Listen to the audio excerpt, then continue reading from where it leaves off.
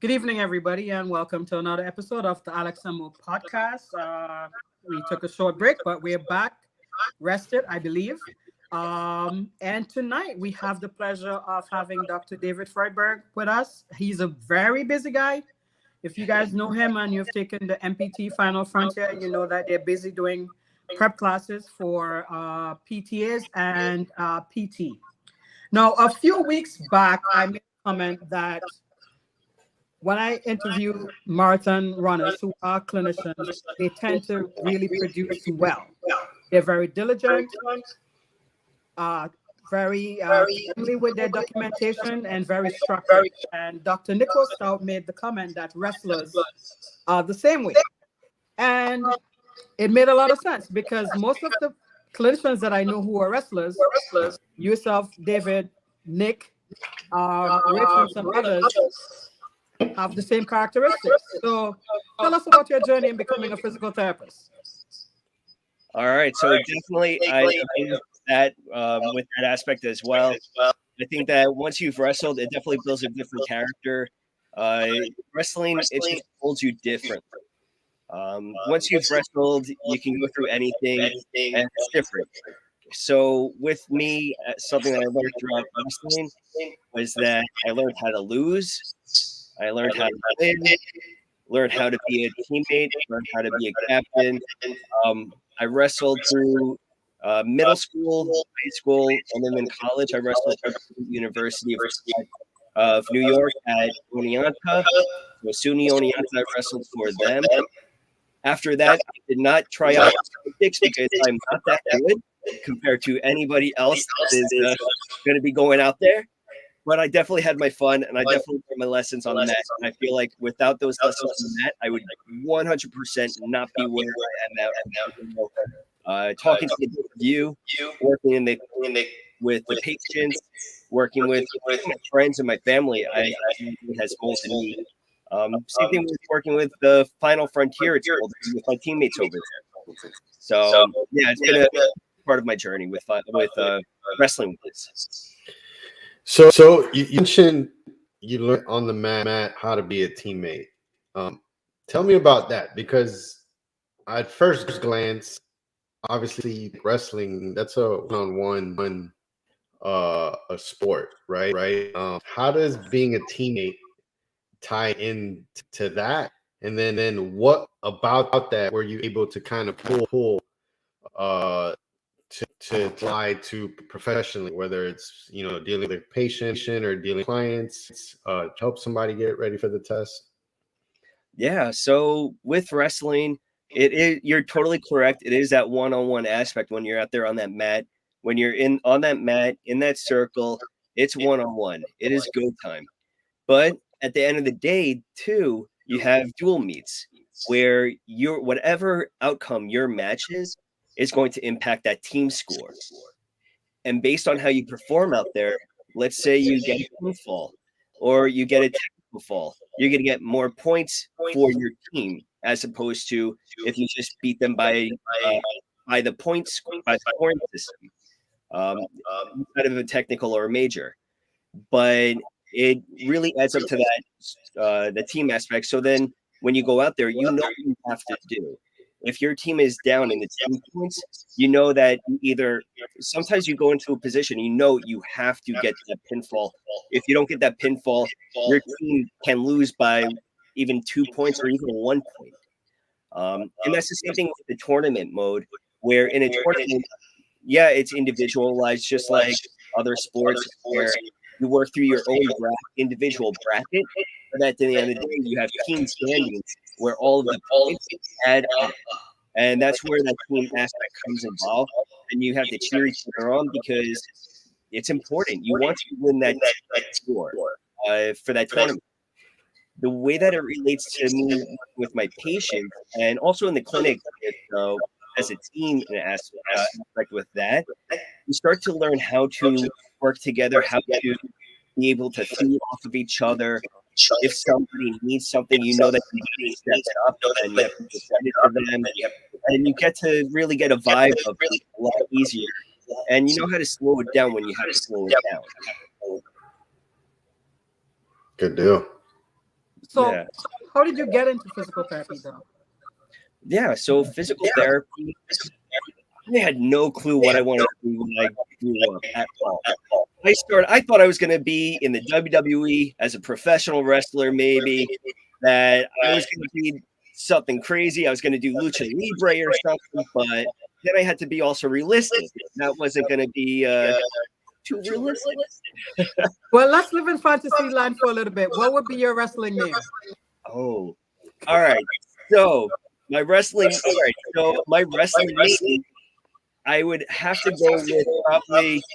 So I do a pro wrestling podcast on the side called Marking Out, and a little moniker that I go by on there is Dave the Rave.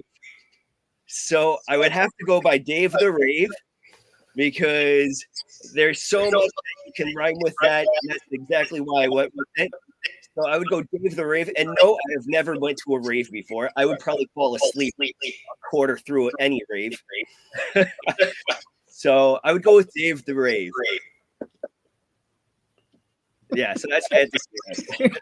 Give Alex one. What would his Oh, let's see. Let's go with the great Alex. Great. Alex the Great. Alex the Great. There we go. You know? All right, I like that. I like that. So back to how you got into physical therapy. Yes, back to the physical therapy. All right, now back to reality. So reality-wise, physical therapy, I knew I wanted to be in the healthcare field, but I didn't know exactly what aspect. So I had kind of a unique growth through the entire period where I worked as a chemist at one point. I worked as a pharmacy technician for many years. My father's a pharmacist, so I got to work with him, which was really incredible. So as a pharmacy tech, to be able to work by his side. I got, as a pharmacy tech, I got to work with a corporate, like CVS, while I also got to work in a mom and pop store, an independent branch, to see the differences of that. I thought that I was going to maybe go into medical college where I shadowed an MD, I shadowed a DO. I thought pediatrics maybe. I thought dental, where I was working as a dental assistant for an endodontist at one point. So really did it all. I'm one of those people where if I'm going to do something and I'm going to do it 100% because that's me, I need to 100% know that that is where I want to be and that's where I want to end up. I don't want any regrets. Don't want to look back on it and be like, I should have done this. I missed this opportunity. So the way I got to physical therapy was I was pre-med at Oneonta, covering all the basics of all the courses you had to take. I balanced that with wrestling. While I was at Oneonta, I did my major with bio, a minor in chemistry. I stuck around a little bit extra to get the minor in chemistry, but also because I redshirted for wrestling, so I wanted to pick up an extra year of wrestling. After I graduated college, I was like, I always wanted to try acting. So I started to do some stage acting very, very poorly, where they would put me on the stage and they would say, listen, please get off the stage. So I haven't done it in a while, but it helped me get a lot more bold in front of people, a lot more courageous, and break down that barrier that I had. And that led to me, somebody there I knew. I ended up going into volunteering for the Games for the Physically Challenged at Hofstra. So while I was there, I spoke to a few students that were in the physical therapy division at Touro University. And I started talking to them. And I'm like, you know what? This sounds really interesting. So then after that, I started pursuing physical therapy, where I volunteered at now it's Mount Sinai, South Nassau on Long Island. I'm from Long Island, New York. I don't think I have an accent, but if you don't know, I am from Long Island. So I volunteered at South Nassau and in the physical therapy department, and that's how I got involved with it. Ended up at Russell Sage College in upstate New York at Troy. Very, very proud to be a prodigy of them. Ah, you are full of magic tricks. I'm telling you. So have you ever lived outside of New York? No, never lived outside of New York. I keep on from Long Island. I keep on going to upstate New York for these schools, even though after Oneonta, I said I'm sick and tired of the snow. I'm never going back upstate. And then I ended up in Troy, New York for Sage. And now I'm officially retired from upstate New York. But I'd be open to other places, you know. Never say never.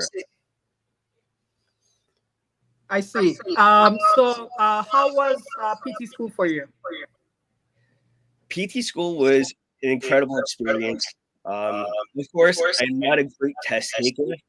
I have a lot of difficulty with preparing for examinations, with focus, and this plays into my PTE journey as well. So I had a lot of difficulty trying to retain information at times.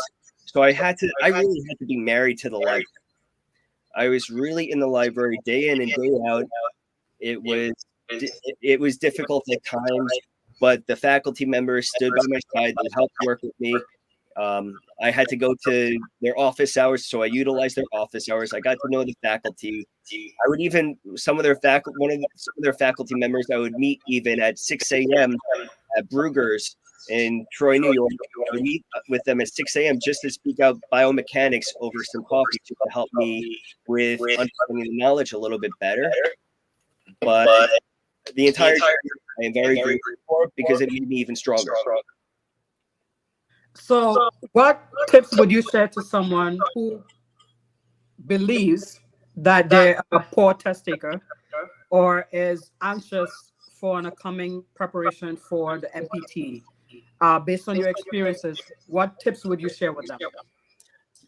Yeah, so test taking is always very difficult. There's a lot that goes into it, from stress, anxiety, to whatever factors is going on in your personal life. And not everybody's able to sit down and take an examination with that full focus. So for me, something that I learned with my journey, so I tried to do it on my own through physical therapy school with the faculty. But then for the NPTE prep, I tried to do it on my own at first, reviewing my own textbooks, reviewing my class notes. But it was difficult because I also didn't know exactly where to focus my time. So once I signed up with NPTE Final Frontier, that gave me a lot more focus, and I was able to know where to spend my time wisely. So, and I picked up a lot of different test-taking strategies. So something that I was able to pick up with this was something that I think is very important, is when you're sitting for an examination, is to just take 10 minutes before you start any exam, sit there and breathe. Just close your eyes and do some first look breathing, do some visualization, just like you would, let's say, in baseball. Before you're going up to the batter's box, you're taking your swings, but you're visualizing that pitch coming at you, swinging. When you're going out to that free throw line, you're not going up to that free throw line and just getting the ball and then putting it up. If you're going into a wrestling match, not just sprinting up to the line and then trying to get right into it. Sometimes you may, but you're still going to be on the sidelines thinking to yourself a little bit. In soccer, if you're doing a penalty kick, you're going to take your time. You're going to visualize that. So same thing for your examinations. I always thought that it was okay to go right into that exam. Your adrenaline rush. You got to slow it down. You got to pace yourself. You got to visualize that success. If not, especially with, let's say you're taking the NPTE, a lot of the students that I work with Final Frontier, if they're lacking in section 1 and section 2, I usually relate that to anxiety, stress. If they take that tutorial that's provided to them, you don't have to necessarily do that tutorial. That time is totally free time, not counted against you. You can sit there, close your eyes, and just breathe. And do your own race, do your own pace. It's a marathon. So I think that slowing it down, taking that time is huge.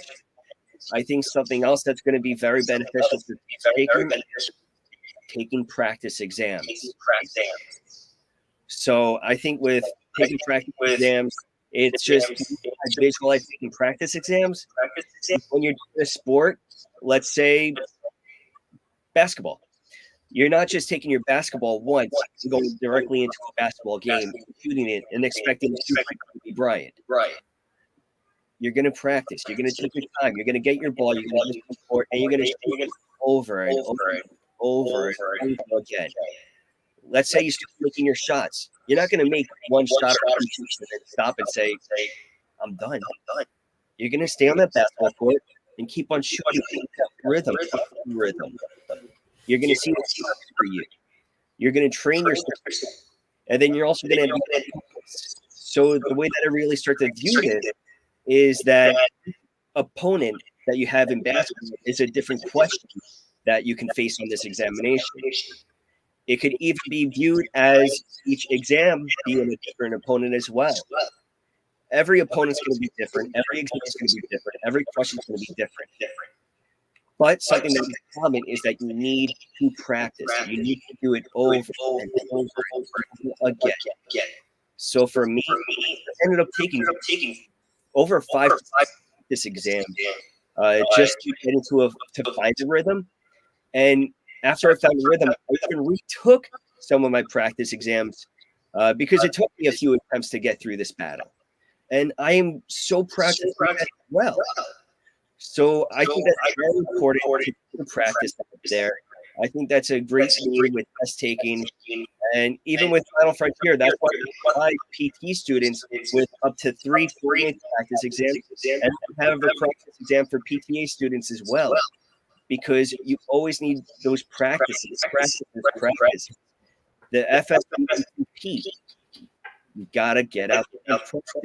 It's just taking your basketball, going to the court, just going over and over again.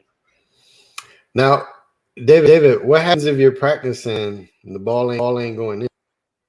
Right. So, I was gonna say he's talking like Allen Iverson.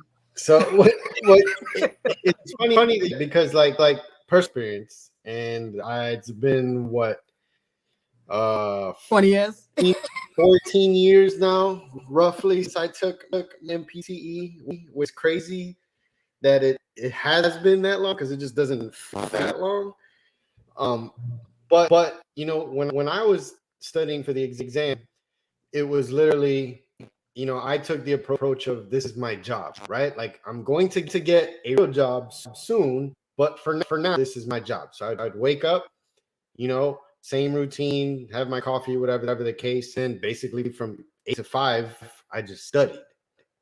And I remember asking, you know, class alumni or, you know, since who had just taken years ahead of us, and they would say the same thing. Oh, just take practice exams. Just take practice exams. But I'm taking these practice exams, and you know, I used a program. I don't even know if they're still around, but I won't drop any name. But they, you know, I'm taking these practice exams, and I'm not quote unquote passing. Right? So I'm like, I'm still failing, like freaking out, and everybody's like, oh, don't worry about it. But I never passed any of them. Right? Like none of these practice exams, I practiced, I did what I was supposed to do, but this wasn't going in. So then how does that translate to from practice to the deal? Like have you experienced something like that? Because obviously for me, it ended up working out. I passed the first time.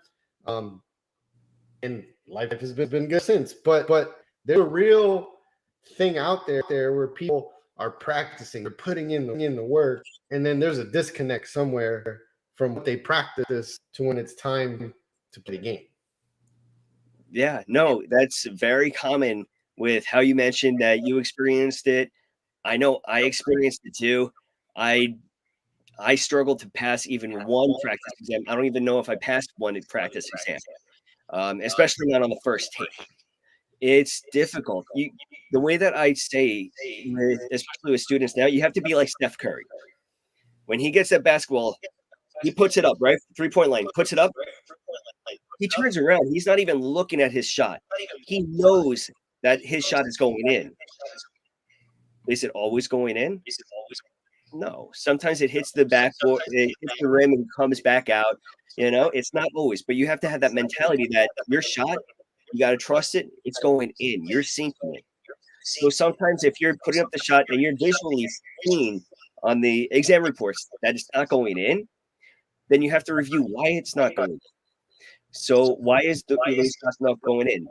Are you not bending at the knees? Are you not bending the elbow? Are you not breathing before? Are you distracted by the crowd? Is it your wrist? Is it the lack of power or overpower at the wrist? So in regards to physical therapy and the NPTE with test taking is it a disconnect with the content itself? Or is it just understanding what the question is asking of you? Sometimes breaking down a question could be just in that. Maybe you understand the content, but you don't know what they're asking for. So sometimes when you're focusing and you're reading the questions over and over and over again, and you're getting a chance to see more and more questions, you get to start to notice the trends. You start to notice what they're asking for. You start to notice that last sentence, maybe they mentioned in the question pain multiple times. And some of the options are going to say, with regards to range of motion improvement and stuff like that. And maybe one option is going to be related to improving their pain basis. You're going to start to realize that they're specifically bringing up that pain because they want you to focus on pain, the treatment of their pain. So with also your test score, I hated trying to figure out. I still hate trying to figure out the scoring breakdown percentages. The 600 out of 800, 600 out of 800 questions correct, but it is so difficult because every single practice exam that you take, it is all spelled differently. It is all tough to figure out. So what I usually go by is a total. I usually say a total target number of questions to shoot for, and then use that as a target to go over. So this way, if you like right now for the PTs, recently the trend in 2024 formatting has been to get roughly 121 to 123 questions out of 180 questions correct at the examination for PTs.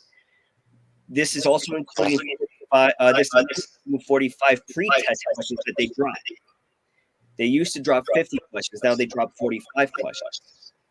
So with that, I usually tell the student, you want to aim for that 120, 123, but also you want to go aim a little bit higher. So 128 as your target and getting above that, that's great.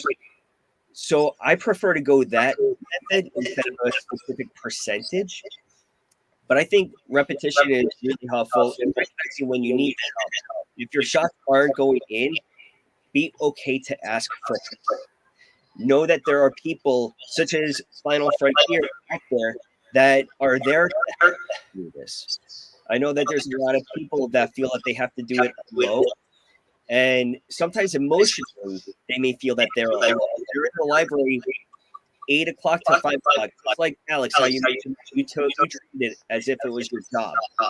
Some students will do that, where they will treat it as if it's their job, but they don't understand that there's other people that can actually help them through this, teach them the content, help just be there as a support system. I'm just going to talk about another because you mentioned that you treated it as if it was a day job. I actually had to clock in and clock out. I was always distracted. I was a prairie dog in that library.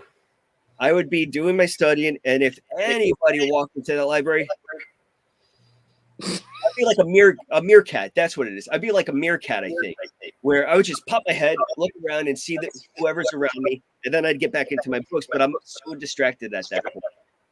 So I would actually clock in what the date is. I would have it. Still have the notebook, and I would have columns. The date, time in, time out, total time, content, and every time that I took a break for exercise or lunch, or even talk to friends, I would clock out. And then when I sat back in, I would clock back in. So I kind of regressed to that other topic, but it kind of merged it together a little bit. Well, my journey was a little bit different. I would say I was probably cocky at first because I decided to work while studying. So my time was divided. I had to do the exam multiple times. I did take the MPT Final Frontier before I finally passed. So I'm grateful to that program for helping me to stay focused and prepare on how to actually sift through the BS and focus on what the questions were actually asking. Because I started to overthink after having the multiple failures. I was overthinking the questions, trying to figure out, did I make the right choice? Go back, change stuff. So it can work on your side. So having that coach as the MPT Final Frontier does help. I'm really happy to hear that, especially from your own personal experience, because the last thing I want is any biased opinion, or because you've actually experienced with NPTE Final Frontier. So with my journey, just like how you mentioned with you, it took me multiple times to get through. So the first time that I did it on my own. Like I said, I did a weekend class. I had a few books. I had the textbooks. I had my notebooks, and I just tried to see what I could have done. If you're ever going to sit for any exam, do not sit while you have a kidney stone. Not the best move, not the best decision. I was uncomfortable, and then like 2 days later, I found out that I had a kidney stone. So, great way to celebrate being done with your exam by going to the hospital for some free food. So after that, I ended up seeing Dr. Bhupinder Singh. He is the lead instructor and the founder of Final Frontier. He started the company back in 2015. And I saw on Facebook that he was actually friends with one of my Russell Sage. Dr. Gurpreet Singh, and I saw that they were friends. Like, all right, first off, I don't like to buy stuff online. I know about Billy Mays, so I'm like, all right, I don't want to fall for a scam or a Billy Mays to tell me something. So I saw that he was friends with my professor. All right, he has an investment in this. I know that I'm not going to get scammed. I'm not going to lose money. So I ended up reaching out to Dr. Singh. And he said, yeah, I'm going to help you through this. So I started to study for this exam, started to attend the lectures. I wasn't fully holding myself accountable, even though at the time I felt that I was holding myself accountable, which I feel like is something very common where students may not recognize that they're not fully holding themselves accountable for anything. So I started to prepare to study. I wasn't in practice exams as I should have. So then I ended up sitting for this examination, and I missed it. First off, where it gets low, I got my score withheld. So I had my score withheld. So what that means is that the FSBPT, they suspect something maybe was suspicious. They want to look into your exam a little bit further. Maybe, and I don't mean suspicious in a bad way. It could be maybe they saw something on the video. Maybe your eye movement or movement was a little bit extreme. Sometimes it could be a very large of your score grade. Maybe you increase over 100 points or so, where they're like, okay, let's see why this happened. Sometimes they may send out a withheld because your scores differentiate. You answer differentiates from section 1 and section 4, but the content and the questions are very similar. So there's many different reasons. So they withheld my score. I filled out the report and everything like that for the feedback. About 5 days later, I believe it was, I was finally alerted that my score was released, and I'm trying to anticipate that I'm going to pass it, that I increased over 100 points and everything. So I did get that score. I increased over 100 points. I increased, I believe, 110 points, and I still missed it by 3 questions. 3 questions away from getting my exam, from getting my dream. So, of course, just like anybody else, I was in tears. Because, yes, we get emotional, and it's okay to cry. It is okay to let out your emotions. So, I missed it by 3 questions. I spoke to Dr. Singh. I'm like, all right, I'm not stopping. I've had my losses on the wrestling mat before. I was captain in high school. I'm not stopping. I'm not slowing down. I didn't go through DPT school just for the hell of it. I'm going to keep going. So I picked myself up. I got back to the library, got back to work. But I improved so much. So now I just had to add to what I was doing. So something that I added to it was I started to rewatch the recorded lectures. So with Final Frontier, we have live classes over Zoom every Tuesday night, Thursday night, Saturdays, and also for bonus classes on Wednesdays. So what I ended up doing was I would get the recordings, and the next day I would rewrite the PDFs by hand into a notebook, and then I would rewatch the lecture itself and write it spoken about audibly that wasn't necessarily on the slide. And then it would actually, if I was not understanding the topic, I would the textbook then, and then anything I needed to do. And then I worked with a tutor, Ravneet, a lot. So I sat down again for this examination. I felt good. I felt ready. I'm going to add that I did not work. I wasn't exercising as much as I should have, because I was saying every time that I get to that gym, every time I make that sacrifice to go exercise, I could be studying instead. I should be studying instead. I should, instead of taking care of my mental health to get to that gym to just meditate and let it all out there, that stress relief, I should be studying. And that was something that I learned I neglected. And that's another strategy that I always stress to students is to exercise, to meditate.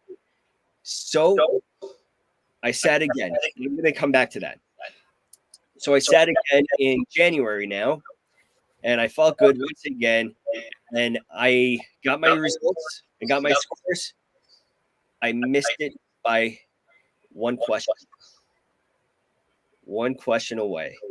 Hold on. So this right now was the third, right? Third. Okay. Well, you're getting closer. Exactly. Yeah, that's what I said. I'm getting close. I'm not getting further away. Thank God. So 1 question away. I'm like, you know what? Once again, I've had my losses. If I pass this on my first attempt, it wouldn't have been my journey. It would not have been me at all. I've always needed that extra help. I needed that guidance from teachers and professors ever since I was in elementary school and upward.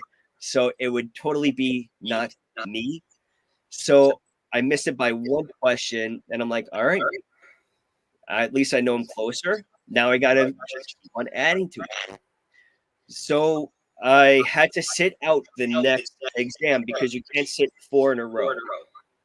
So they say 3 within a 12-month period. So that ends up being you can do 3 in a row, sit the 3 exams in a row. But if you don't pass the 3 exams in a row, that 4th exam, you have to sit, and then you could sit for the one after that. So during that time, I took a little bit of a break to go see my family in Florida. And I kind of saw my friends at times a little bit more, but still got right back to work because I, just like the both of you probably know, you got captain's practices. With any sport, you end up having captain's practices during that off season, or once you get back from that off season, very start before you actually start the official practices. They suck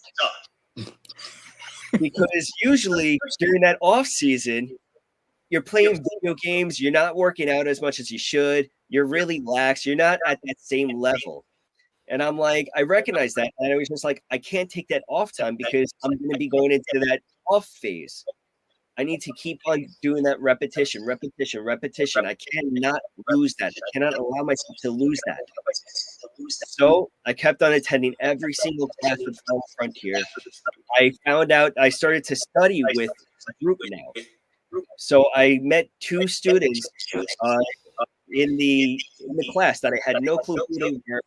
I just ended up working with them in the chat room. So in the Zoom chat, it's always interactive because people are asking questions and doubts and motivating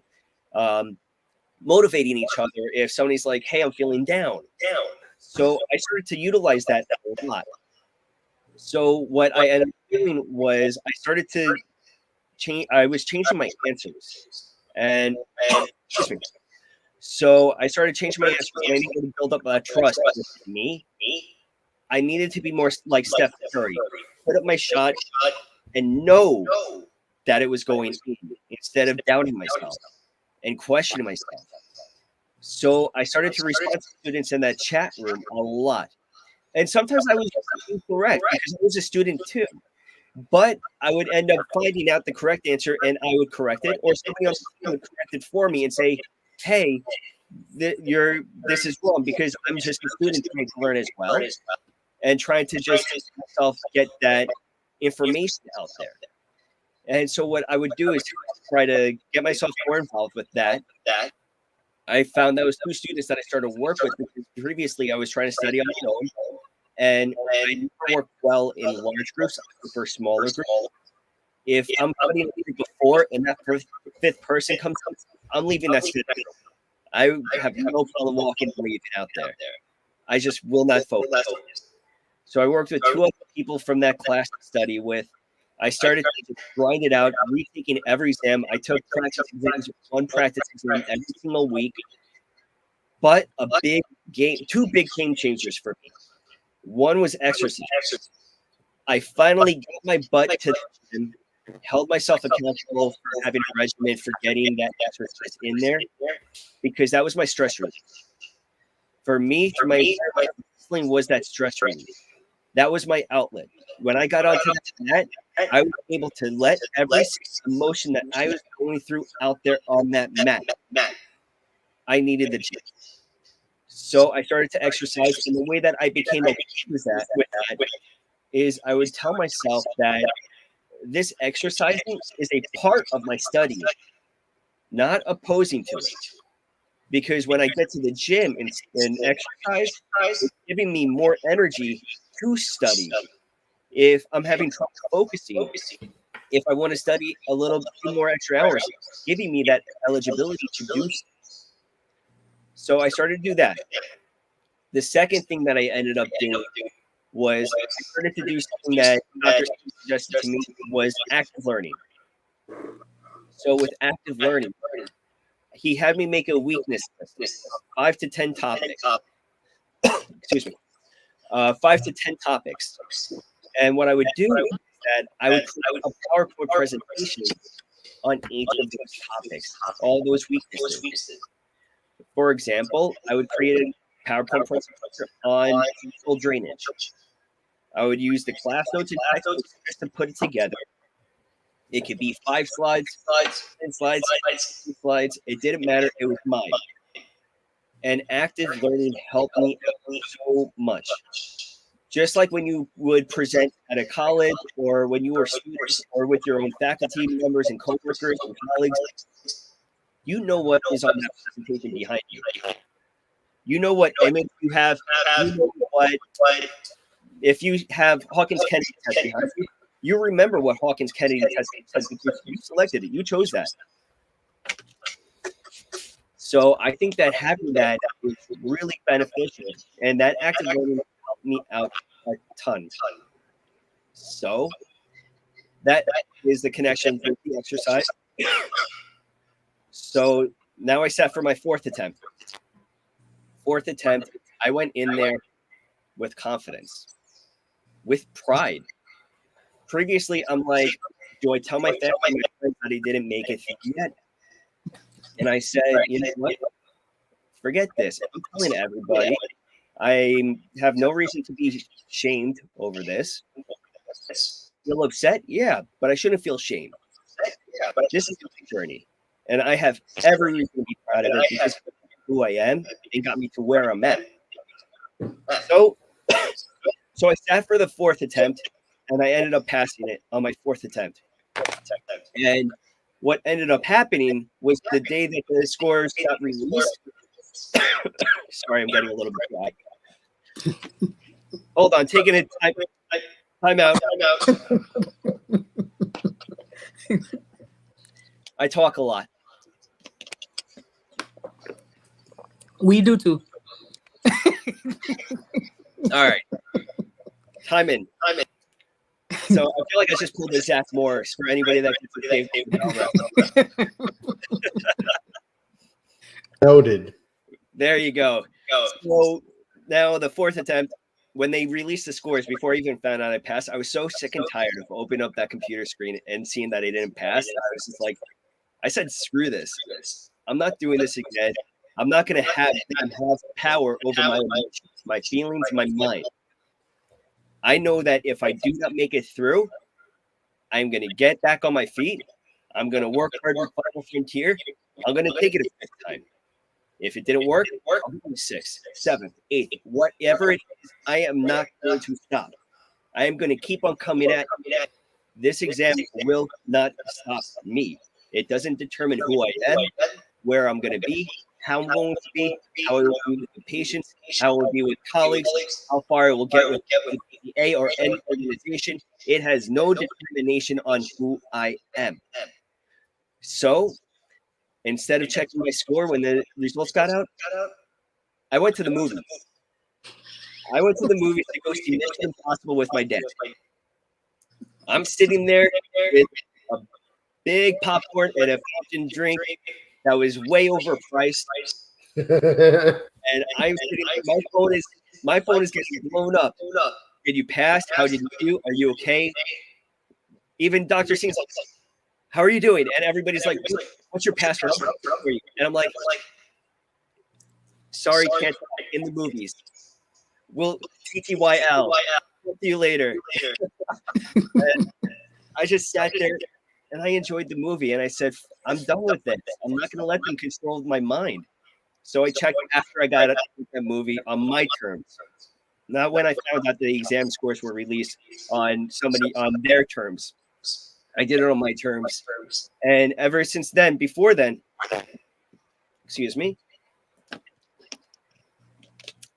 when I was a student, Dr. Singh told me that after I passed this examination, he was going to bring me on his team.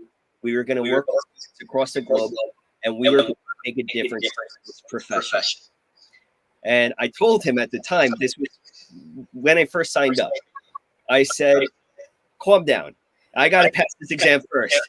Because I don't know if you know this about me, but I'm having trouble right now. I got to get through this first.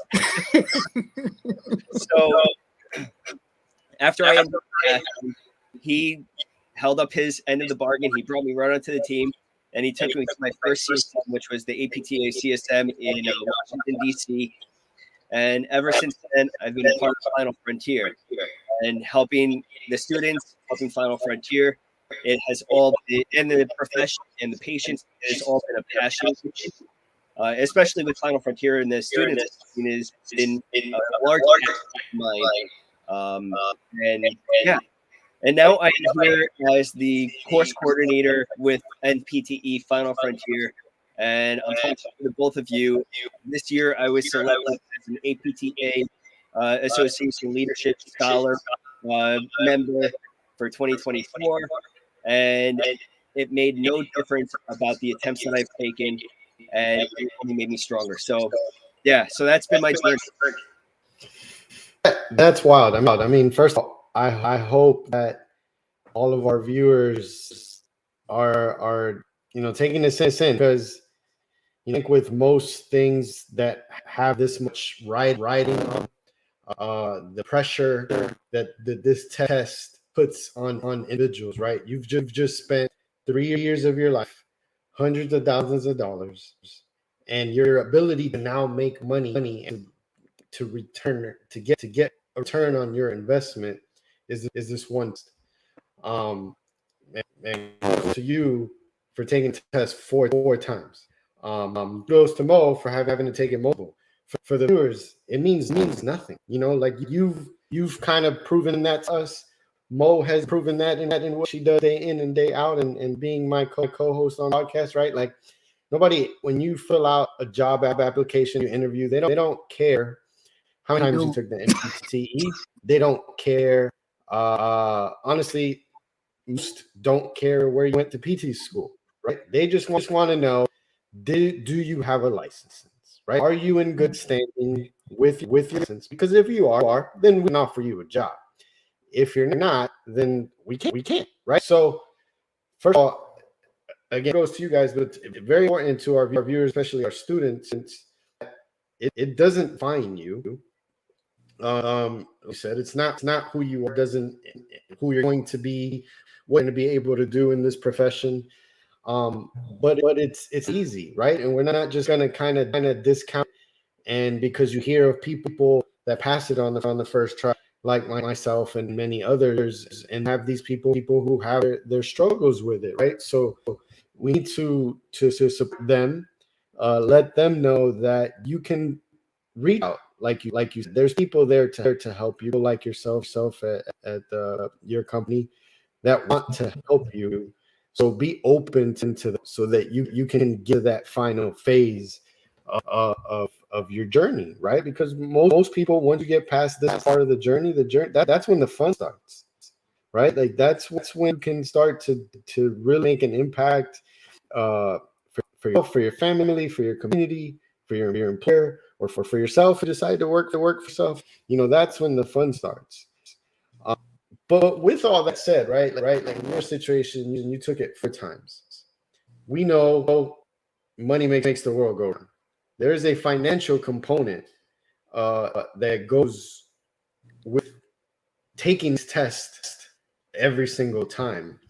What, if any, financial resources, references, or is there available to students who are in the position where once, let alone multiple times, now becomes a financial burden? Yeah, no, that's a great question, and thank you very much. So something that it's definitely the financial burden. It's difficult. So the way that, especially even when you want to reach out for help with, let's say, with NPTE Final Frontier, or anything with let's say you want to go with some PEAT exam, you want to get a PEAT exam as well, pair up with something. So it's a financial investment. So the way that I started to view this was that it's all an investment. So when I signed up for NPTE Final Frontier, that was an investment of mine. When I took the exam the first time, that was an investment. The second, the third, and the fourth, they were all investments. And I knew that I was going to make profit on my investment at some point. Now, I didn't know when that point was going to be, of course, but I did know that I was going to make profit on that. And something that really helped me was I would tell myself, so I tell this to all the students in the class too. I would tell myself, I am powerful, I am strong, I am a Final Frontier warrior, I will pass. And I would say that over and over again. I would say, I have studied a lot. I may not know everything, but I know enough to pass. I will pass. Over and over again. Because I needed to believe in my investments, and I needed to believe in that profit. And if I didn't believe in that, if I didn't believe in myself, then I was going to keep investing without that profit in sight. So now, if we're going to talk about the financial stuff a little bit further, with NPTE Final Frontier, we actually have a scholarship there that's available for students every single cohort. So we have, for enrollment fees, whether you are a PTA, PT, we have a scholarship for those who are in financial difficulties, whether you are internationally educated physical therapist or you're trained in the US, it doesn't matter.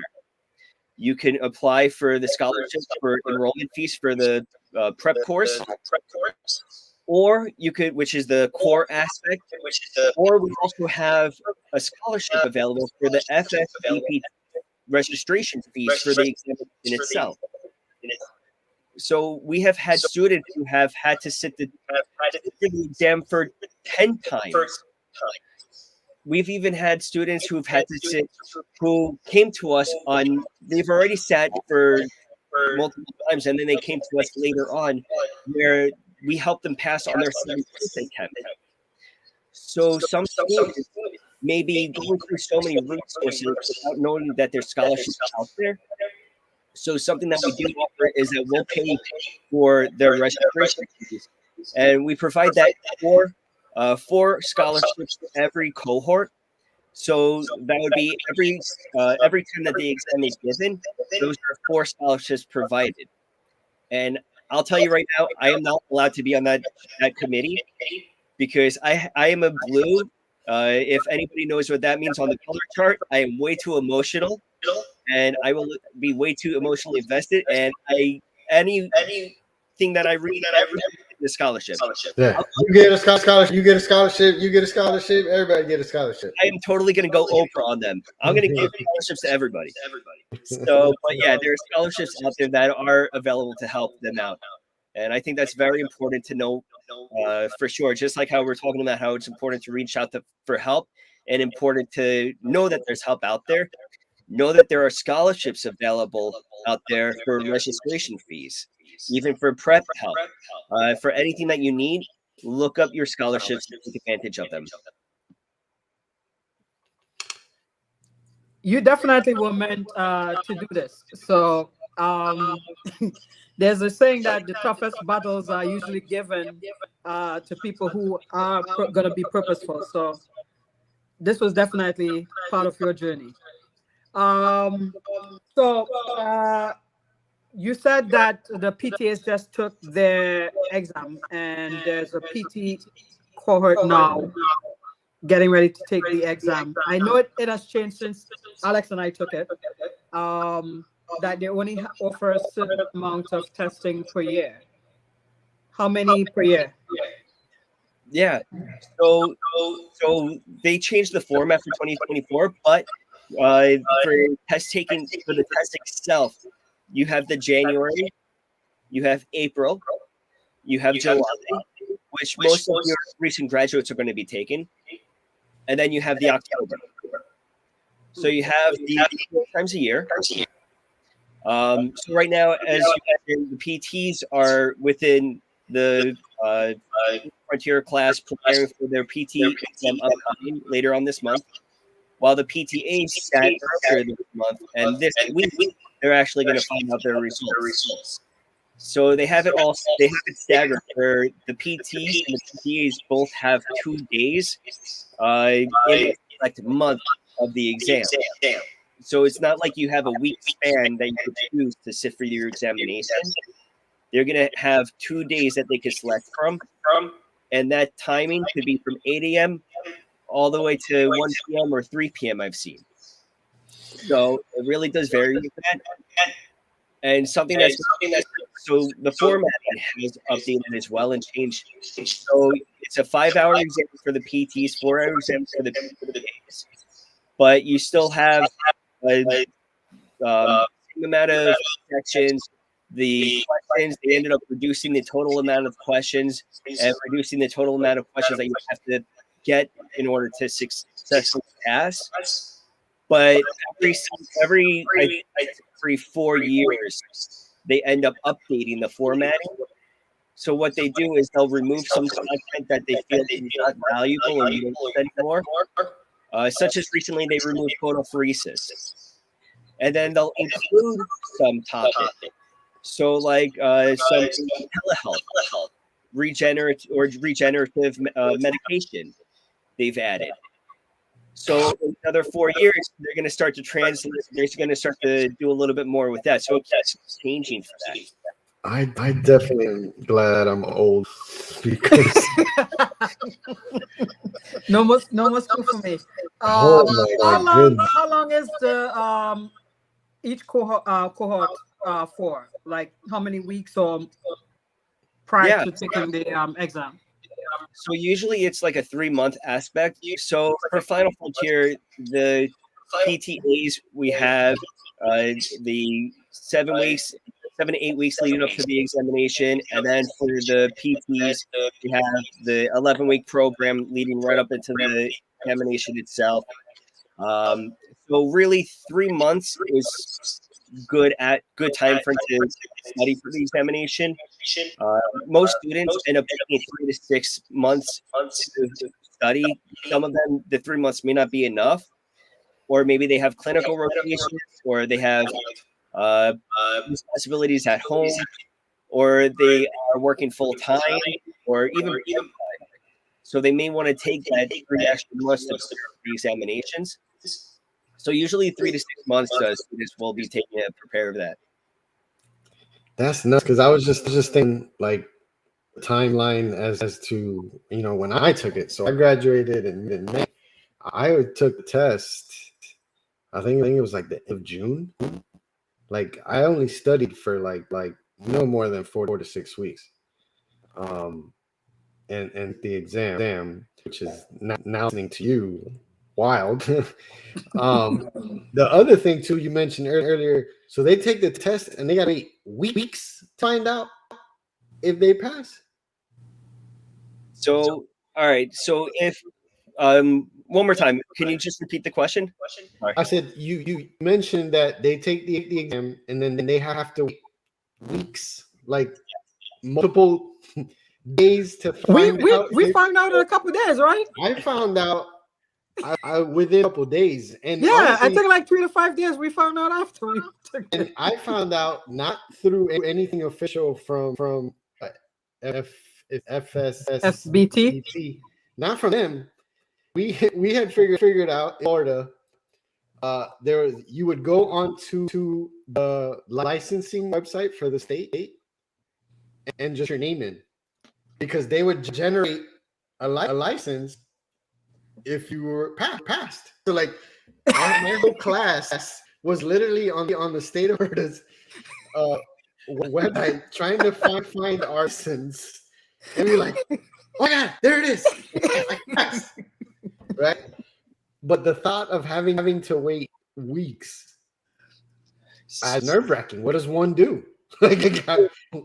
So that's the thing. So the results itself isn't necessarily weeks. The result itself is going to be about a week span.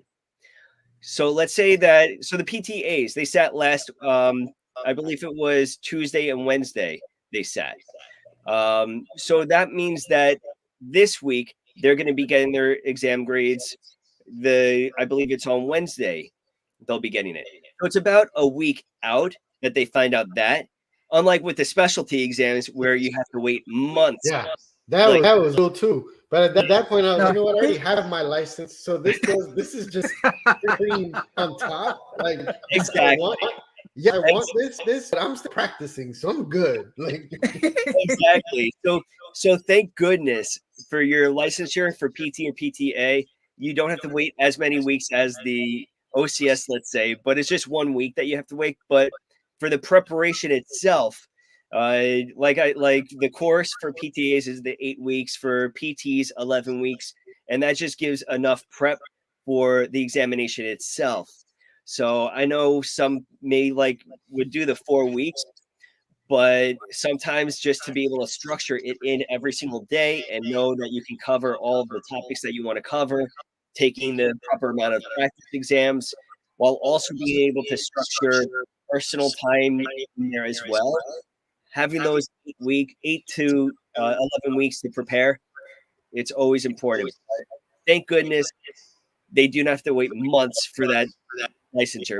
That would be insane. I think we would have way too many people go crazy over that. For real. Most definitely. So what is the success rate with NPT Final Frontier and its cohort? Yeah, so right now we're actually upgrading everything. We have a 96.4% pass rate, first time pass rate for DPT students who buckled down and actually go through the course. But I think that it's very important to note that the success-wise, you can't just sign up for a course and expect that just because you signed up for a course that you pass automatically. You can't. Steph Curry didn't pick up basketball, get on the basketball court, and say, you know what, I'm going to be one of the best basketball players of all time just because I got on the court. You got to put in the effort. You got to put in the time. You gotta put yourself out there. Because if you don't, then you're just setting yourself up. But you have to hold yourself accountable. You have to be able to remain all in. You have to be determined. You have to be able to overcome. So I think that it's very important that to know that just because you sign up, that is a 100% guaranteed success, because you have to be able to do the work. We can't do those practice exams for you. You have to take those practice exams. Very true. Well, David, thank you so much for sharing your story. I learned a lot more about you tonight.